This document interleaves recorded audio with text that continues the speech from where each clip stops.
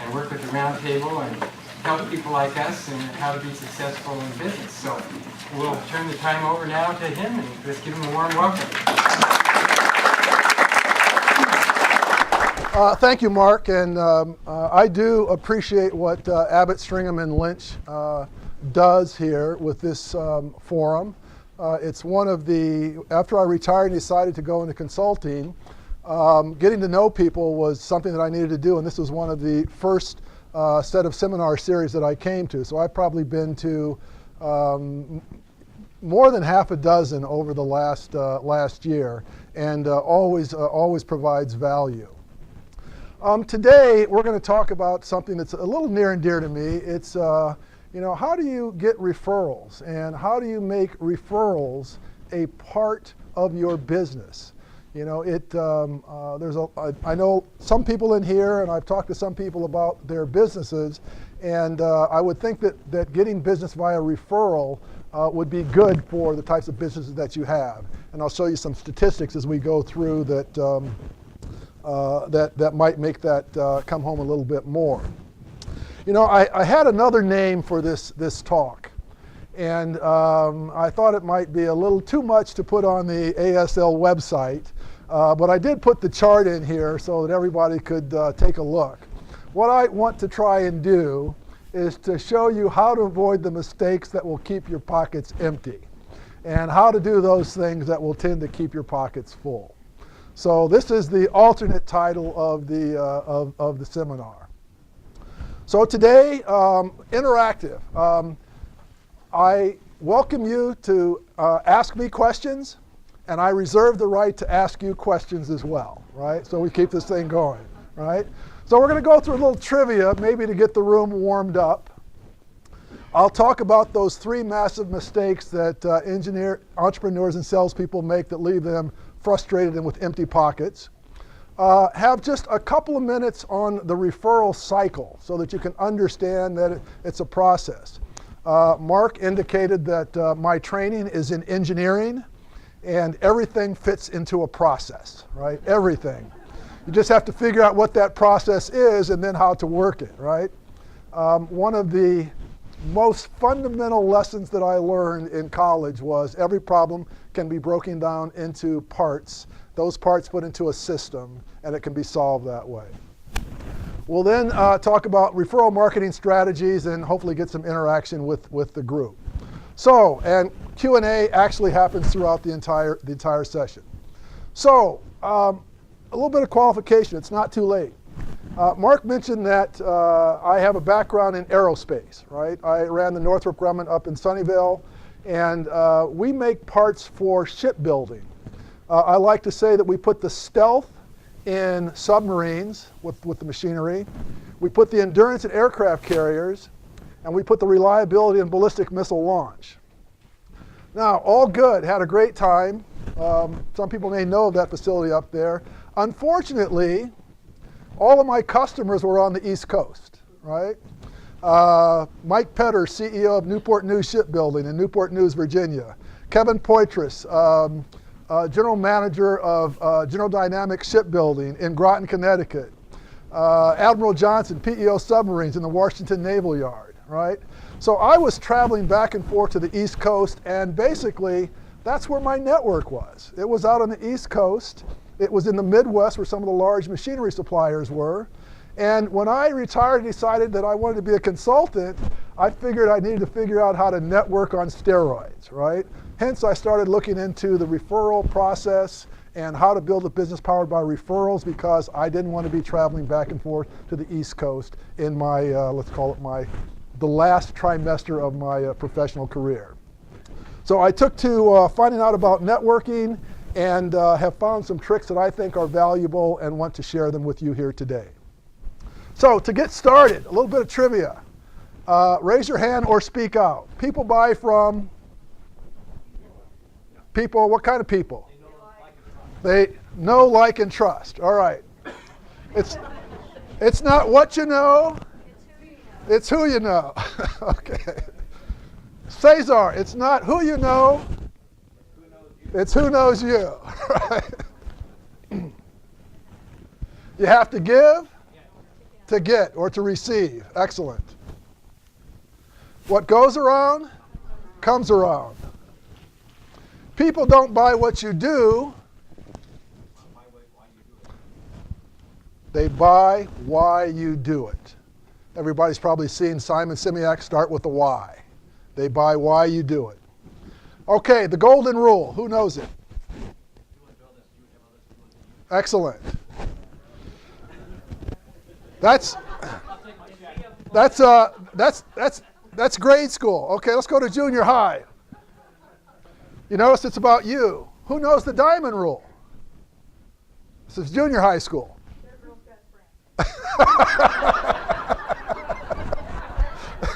Excellent. Excellent.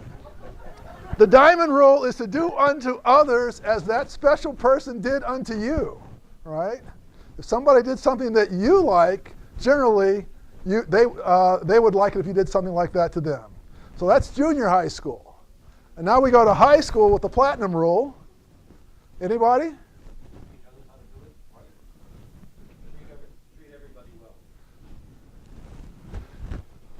As they would have you do unto them.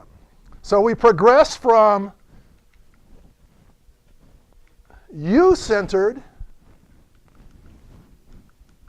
to they-centered, right? So it's something that you should be very cognizant of, is understanding what other people need as you try and develop them as referral sources. So just a couple of facts.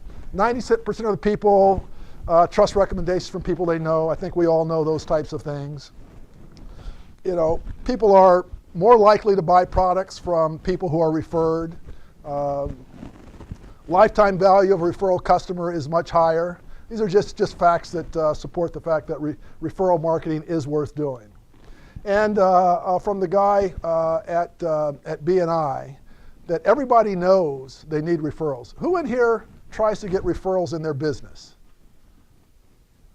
Who in here primarily uses referrals as part of their business? How many people really have a strategy? Okay. A lot fewer people, right? If referrals is the basis of your business, having a strategy should be important. So for most pros, it's like a black hole, all right? You're just out there meeting people, trying to get lucky, trying to get a referral, and it doesn't really work. Okay, any questions before I go on? That's the facts. Now we're going to talk about the mistakes people make, the three massive mistakes people make in the referral process. Any thoughts on what the third most likely mistake is? Okay, that's good. Anybody else? Say again? Don't follow up. Cesar. Okay, hold that thought. What would you say, Jeff? They never give one. Anybody else? Thinking about what they can get. So I'm a movie buff. I don't know if anybody else is. And there's a movie, it's called Indiana Jones and the Last Crusade, right? And it's got Harrison Ford and Sean Connery. And after they go through all the trials and tribulations to get to the cave where the Holy Grail is, this chalice that Jesus Christ drank from, they get to the cave, then they have to go through more trials and tribulations to actually get to the room where the chalice is. And they get there, and there's a knight of the Round Table who's been there protecting the Holy Grail for hundreds of years. And there's all these goblets in there, gold adorned and silver plated, fancy, non-fancy. And Harrison Ford has to choose the right goblet to fill with the holy water to save his dad. Does anybody know what the knight told him? Choose wisely, all right? The third most common mistake people make is not having a system to choose a quality referral partner as opposed to a quantity of referral partners, right? We all go to a zillion networking events like this, like others, and we meet a lot of people, right? I recommend that you choose very carefully those people who you want to be your key referral partners so that you can manage the process. I have a system that I use to evaluate people to see if I think they're a referral partner or not, right? I'm very objective about it. I'm an engineer, right? I don't know what system you have, but I recommend that you get one. And I'm going to give you an example. And I tell people when I meet with them, I meet them at a networking event, then we go out and have coffee, and I say, you know what? I want to ask you some questions to see if we're a good collaborative match or not. If we are, that's great. We'll figure out the next step. If we're not, we know each other a little bit better, and we'll see each other around, but we're not going to be expecting that there's going to be business coming out of it. So I asked them, can they be a client? Are they fishing in my pond? Do they have the same type of customers that I have? Can I partner with them to offer a bigger solution to my customers or their customers? Can they add value to my products or services? I run a CEO roundtable. I just met John. We're going to have coffee. John may be able as a CFO to come in and educate my clients. That's something that would be, he could add value to my service.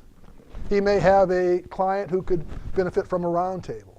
So choosing wisely and a reasonable number of people to select is a very, very important thing to do when you're selecting your referral partners. Has anybody gone through this process? What do you think is a good number of what I call A clients or A referral partners that you can manage reasonably? About 25 to 50? 10 to 25 is a better number. What I call A players, right? I tend to categorize people as A, Bs, and Cs. I got about 20 As, about 30 to 35 Bs, and a whole bunch of Cs. And you market to them differently. So choose wisely. I think you're the one who picked that up. Choose wisely, like the knight said in the movie. The second massive mistake, not nurturing your referral partners properly. So when you go to a networking event and you meet a good person, let's say Colleen here, right? She's a good person. We think she could be a good referral partner. Guess what? 99 other people have met Colleen, and they also think she can be a good referral partner, right? How are you going to stand out to her so that she refers people to you as opposed to somebody else? What are you doing to differentiate yourself in her eyes so that when she has business or runs into somebody, she thinks of you and not the 99 other people who are trying to be her referral partner? It's competitive out there, right? All the people they call connectors have hundreds of people who want to be next to them and get them to support them. The way you do that is you must nurture. And being from Iowa, where we grow lots of crops, nurturing to me means watering, fertilizing, weeding, and grooming, right? Now, what does that mean? It means to me, I categorize my referral partners A, B, and C. I review that list quarterly so that I can move people in and out based on how the relationship is going. And then I do two things. I nurture them with different types of value items in different communication methods, right? If all you do, obviously the best thing you can do is to give somebody a referral. What's the chance when you meet Colleen in the first month or two that you're going to have a referral for her? Percentages that you can give somebody a good referral after you just meet them in the first month or two. High or low? Low, very low. So what are you going to do to keep yourself on her radar, right? What we recommend is that you understand a little bit about Colleen, what her business is, maybe a little bit about her personal life and family. Perhaps you go to LinkedIn and see what alma mater she went to, what charitable groups she might be contributing to. Does she have any causes or passion? Is she eco-friendly or not? I don't know, right? What's she doing in the community? What sporting events she might like? and then nurture her over time, or whoever. I tend to go 22 times for my A prospects. That's just about twice a month. And I might send them an email with an article about their business. I might send them a handwritten note congratulating them on something that I saw in the news. I may do a slide dial. Does everybody know what slide dial is?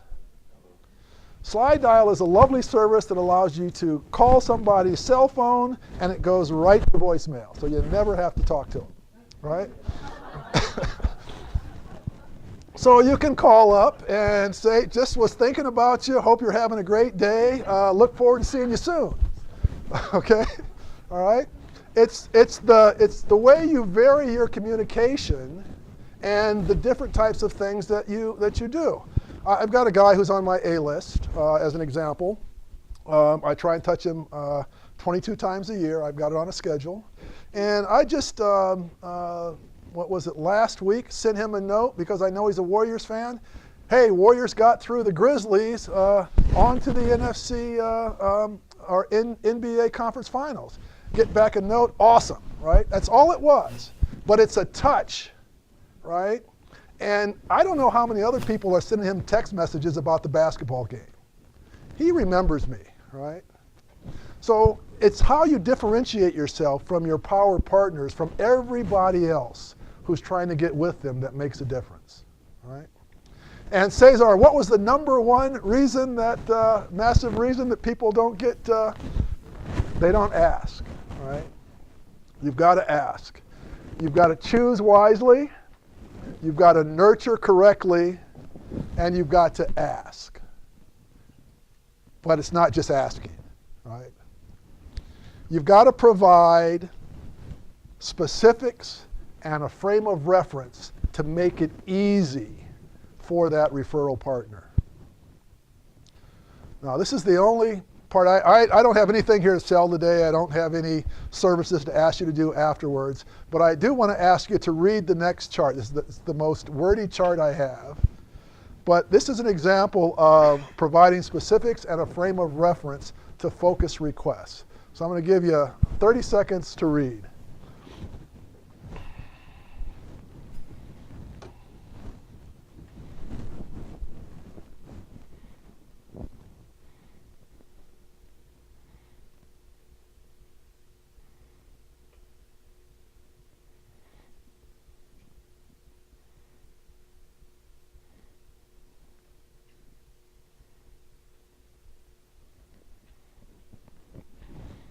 Okay, everybody's probably done that.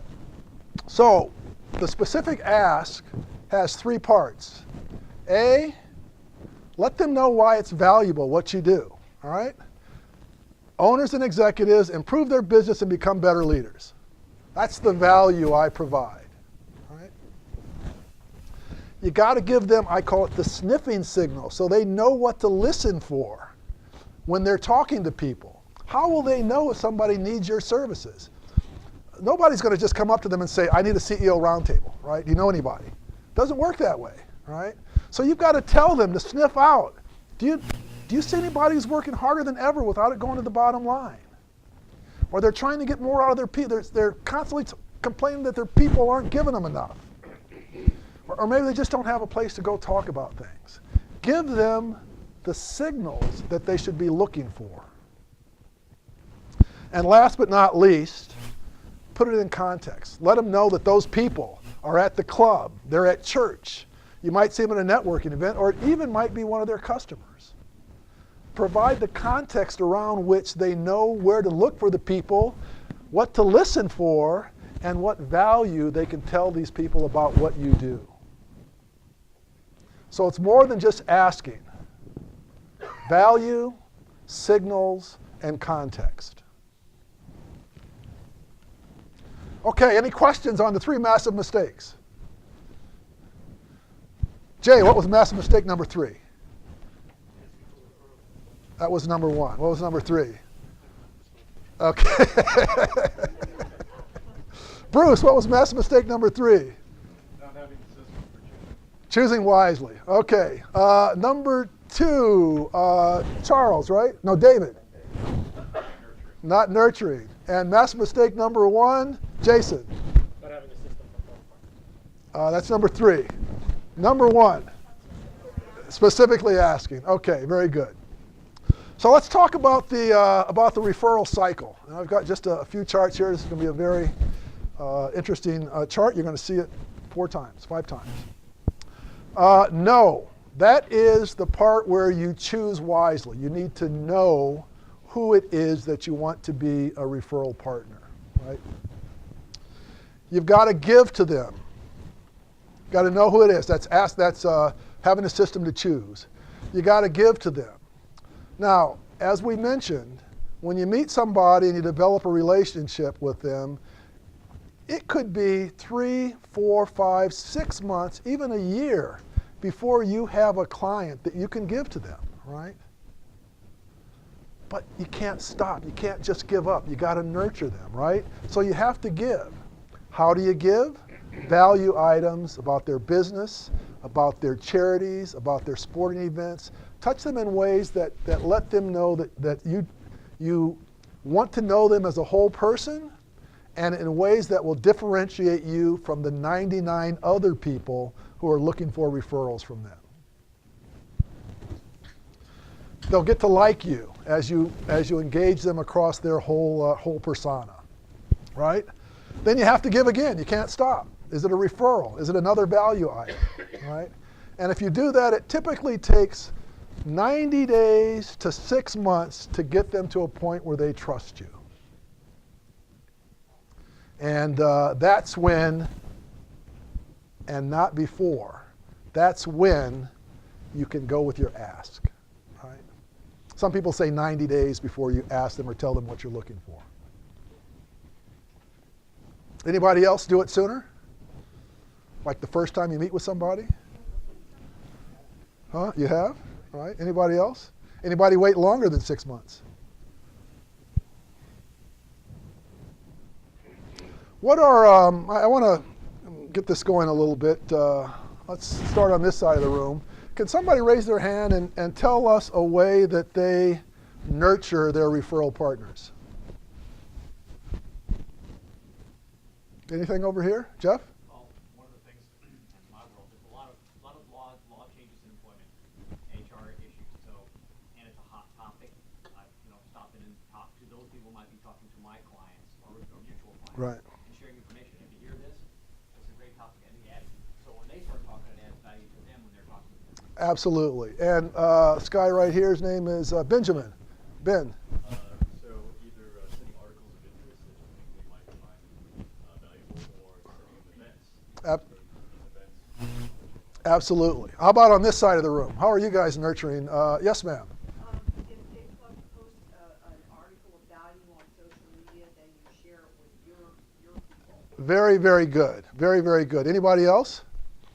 Over here? Pam. Invite them to an EBG seminar. Absolutely, absolutely. You know, I read Harvard Business Review, and there was an article yesterday, and it was just, it was literally maybe a page and a half, and it was, how your employees, how does your strategy communicate to your employees what they shouldn't be doing, right? So you try and do something that's just a little bit different. Now you notice that everybody who came up with something other than, I forget your name back there, the video, Marilyn,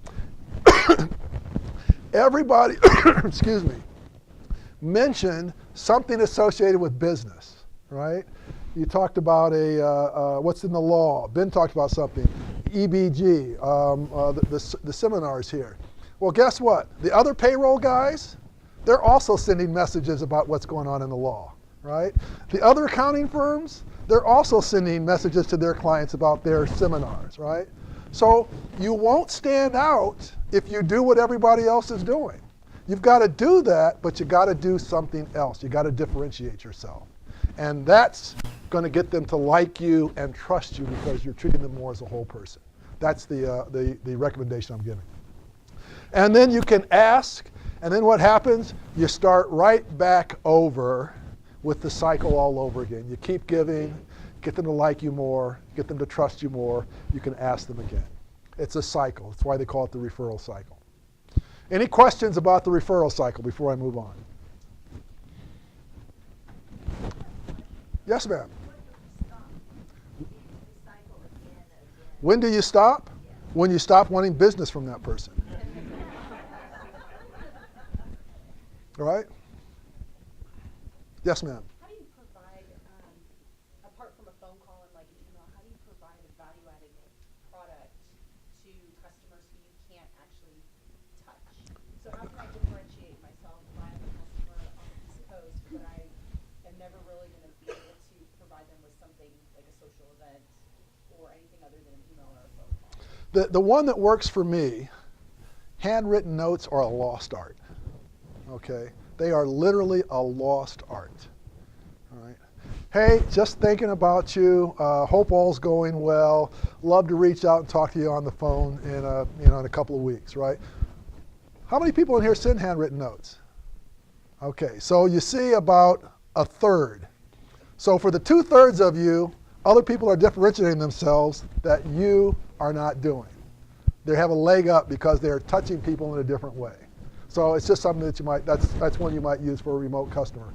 There's also, and I can't remember the name of the service, but there's a send out cards service where you can send out electronic cards, and I think they could be either delivered postal mail or they can be sent electronically. Yeah, there's a few of those different services. Right, exactly. Right. It's just you're just trying to differentiate yourself. So so now we're going to go into the 10 proven referral marketing strategies. And I promised I said I wasn't going to do this, but I'm going to do it anyway. So, and Bruce, you can't answer, right? Okay. What are the 2 things that businesses do? 2 things that businesses do. Hi, Jerry. How you doing? Marketing. What else?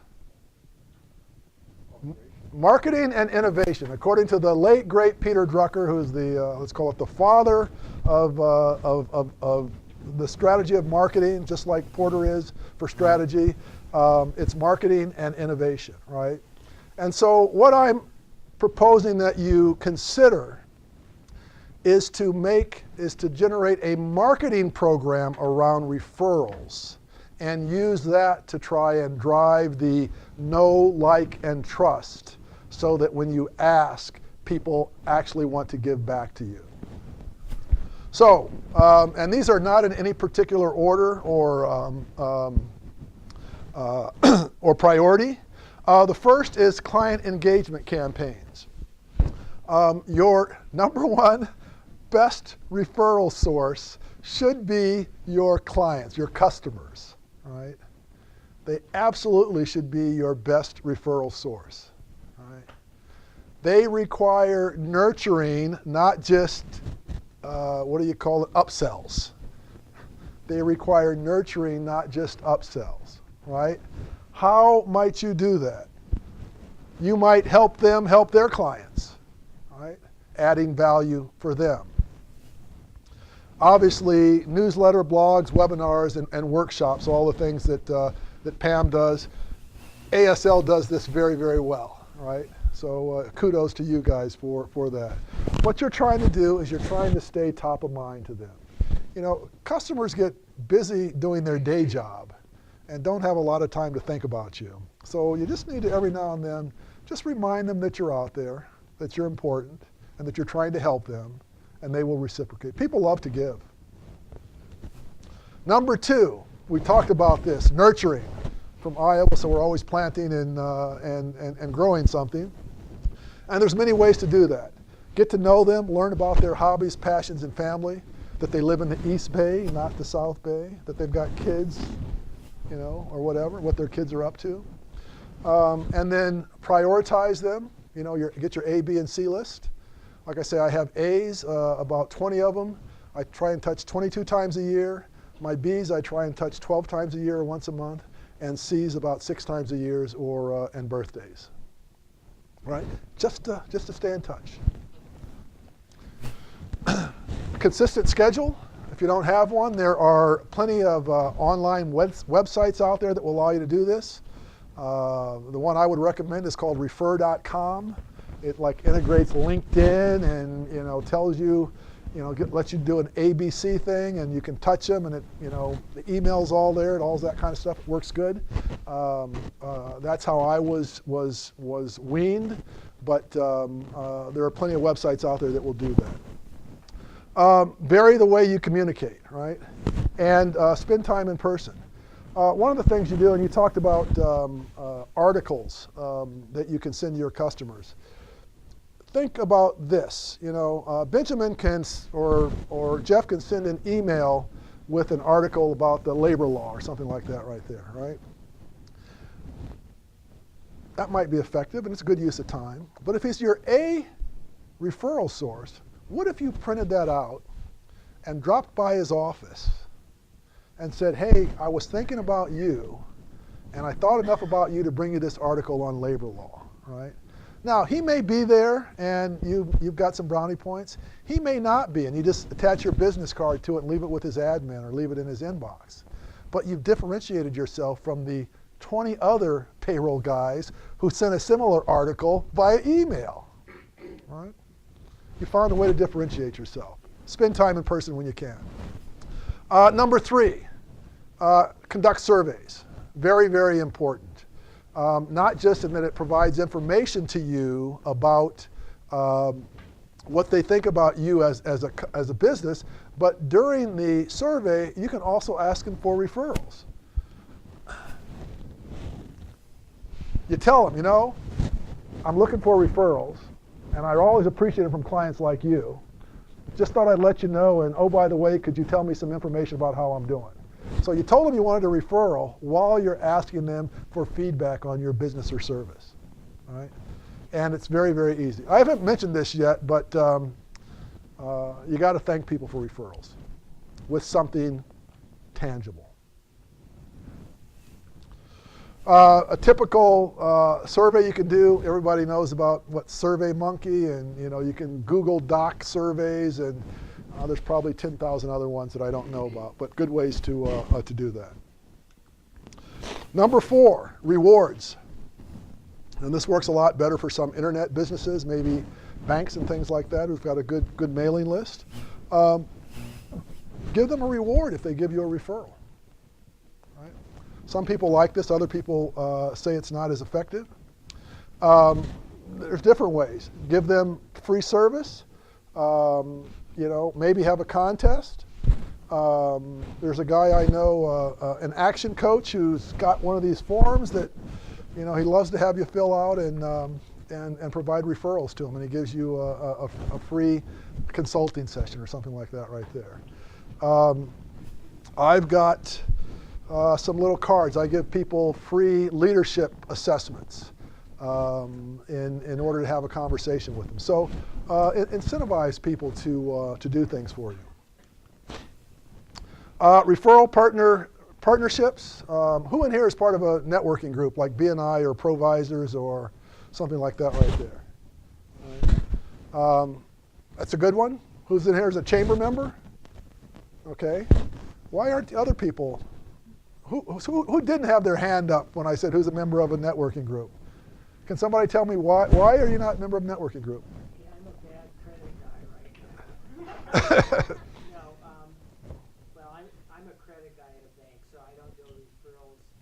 I'm thinking about my prior business, and we were going to join Providers, but the problem is our business was so specific and so hard to understand.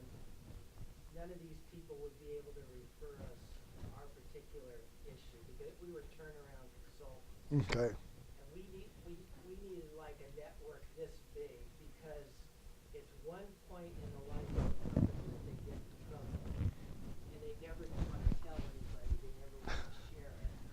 So it was a real quandary. And so how do you try and get referrals? Well, the banks. Okay. In the old days, the banks referred consultants problems, The people who weren't worthy to be lended to. or they were borrowing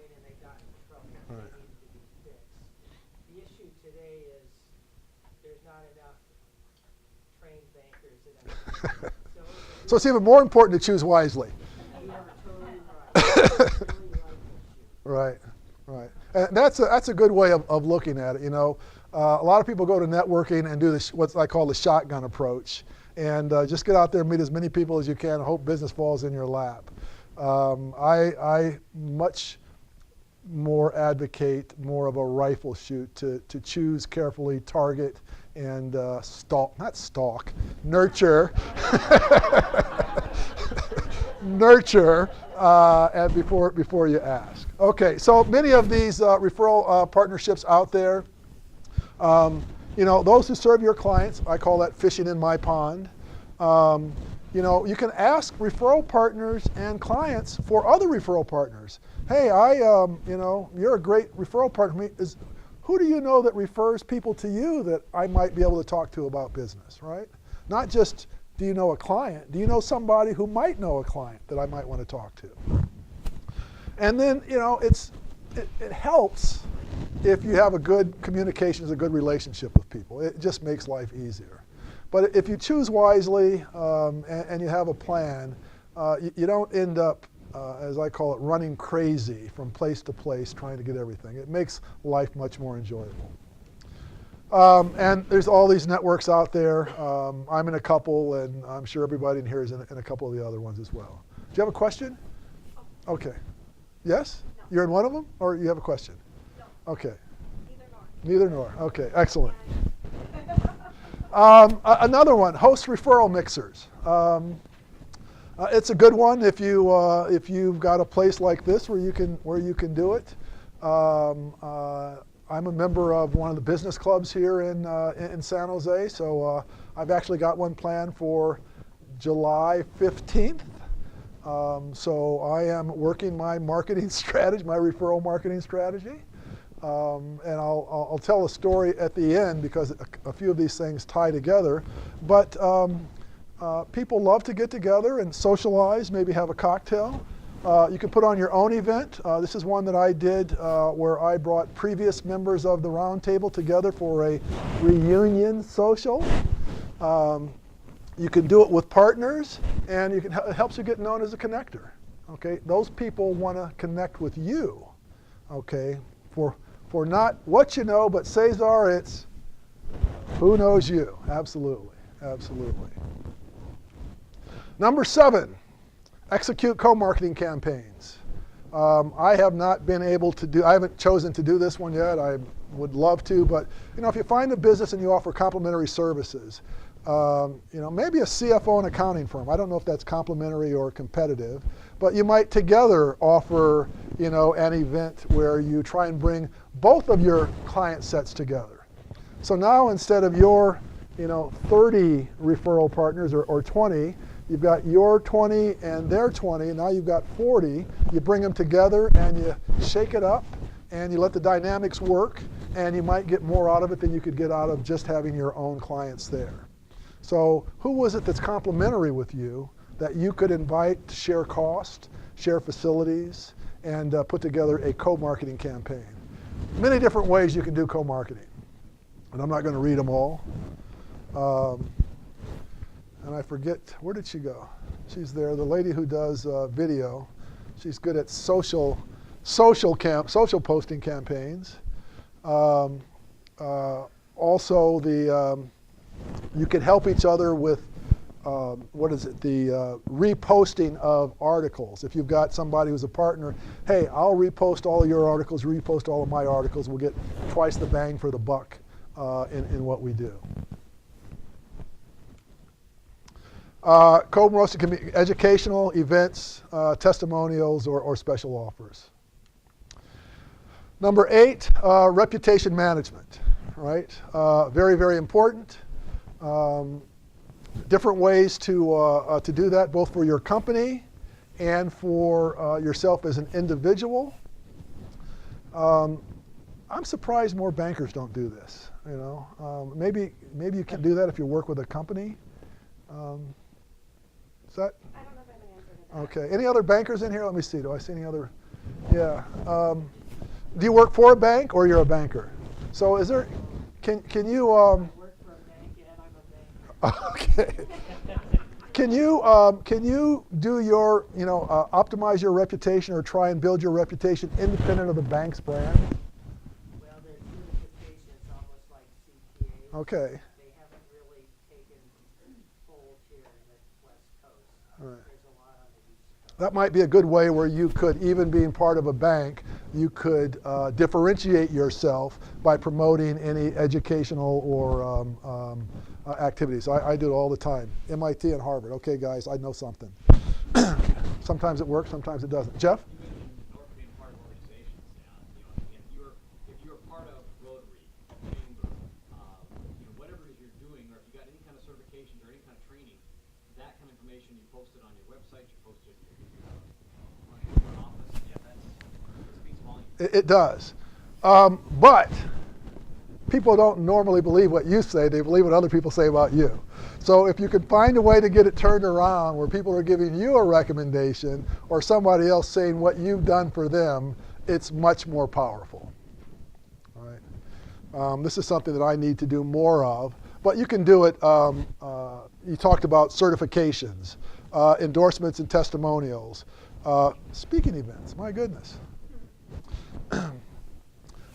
There are companies out there, and I don't know the names of them, who will actually work with you and your customers to provide testimonials, third-party stories, to give you credibility, and they carry a lot more weight than you telling somebody that you're a good service or company. Optimize your reputation. And do it socially. And the reason I put that up there, because I'm not very good at that, but it takes time to develop, for people to develop trust and to get to know about you. There's one thing that social does that I do believe in, is it accelerates the time that it takes for people to understand more about you. So you may or may not like Facebook and Twitter and LinkedIn or the like, and you can get credibility over time. But I believe that social media can accelerate or minimize or accelerate the time it takes for people to get to know, like, and trust you. I don't know how to do it, but I believe it's true. And hold client appreciation events. I want to thank Abbott, Stringham, and Lynch because they held a client appreciation event here in, was it March? February. And I'm actually talking to a guy now who I met here. And I don't know that I'm going to offer him a place in my round table, but he's interested. Just trying to make sure it's the right fit. But appreciate that. So you guys hold appreciation events, and I know that in my round table, one of my CEOs was looking for CPAs, and 3 of us, Solo Point Solutions and myself and somebody else said, you got to go see the guys at ASL. So you hold those type of events, it makes a difference. It makes a difference. Many different ways. I think you guys did what you would call a, what would that be?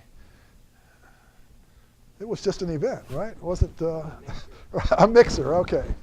Right. Sporting events. June 12th, if anybody's interested, the Catholic Charities is having a golf scramble at Cinnabar Golf Club. So if anybody's a golfer and would like to support the Catholic Charities, Google it and sign up. Be fun. Art showings, auctions, with your event where you've got a table of auction events. Basically celebrate with your clients, right? Help them celebrate your success and celebrate their success as well. And number 10, be a charity champion. And this is something that's very close to me. And I told you I would tell you a little story that sort of wraps it up, and we're getting close to the end.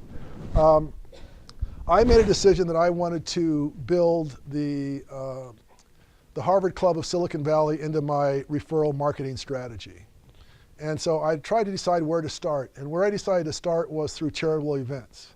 And so I saw that they were looking for volunteers at the Boys and Girls Club of Silicon Valley. And I started volunteering last November for some activities. And I was going basically every other week, Friday evenings for a couple of hours, working with kids, underprivileged kids in East Palo Alto and Menlo Park. And just made me feel good. It really did. really did. Met a guy there who does graphic design, and he introduced me to some other people. Finally got introduced to a lady who was the event chair at the club, who just got elected as the president of the Club of Silicon Valley, and who just accepted my offer to do a mixer at the Capitol Club in July. So you don't know how it's going to work out, but if nothing else, you do a charity event, you'll feel better as a person, right? And you might get some business out of it downstream. So I highly recommend being a charity champion. Statistics say, research says, people want to know what companies are doing. All right, that's good. What'd you say you did? You have a healthy, yes. We have a health advocates offer and a high protein kind of meal replacement. Right, okay. Right, so they want to know what you're doing to make the world a better place, make the world healthy. But not only that, they want you to tell them about it. Don't just do it and don't say anything. Beat your own chest a little bit and tell people what you're doing to make the world better. They appreciate that. So be a charity champion, creates buzz, loyalty, volunteer, lots of different things you can do to be a charity champion. So those are the 10 referral marketing strategies that you can use to make referrals part of your business. We talked about the 3 massive mistakes that you shouldn't make. Choose wisely, nurture properly, and ask specifically. And the last thing is, it's never too late to get started. So that's all I've got. I'm open for questions now.